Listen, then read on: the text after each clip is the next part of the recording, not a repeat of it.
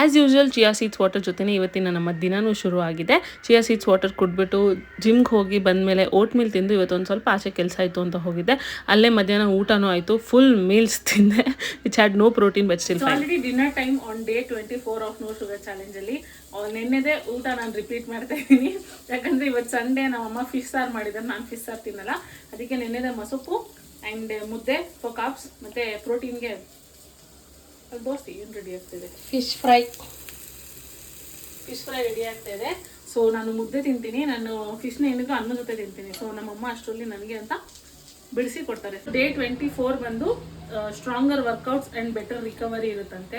I don't know about recovery, ಯಾಕಂದರೆ ನಿನ್ನೆ ಮಾಡಿದ leg day is screwed up my leg pretty bad. ಕಾಲು ಸಿಕ್ಕಾಬಟ್ಟೆ ನೋವಿದ್ದು, ತಿನ್ಬಿಟ್ಟು ಮಲ್ಕೊಂಡ್ರೆ ಸಾಕು ಅಂತ ಇದೆ. Hopefully I recover tomorrow. ಅಷ್ಟೇ for day 24 of no sugar challenge. ಮತ್ತೆ ಸಿಗೋಣ ನಾಳೆ on day 25 of no sugar challenge. Bye.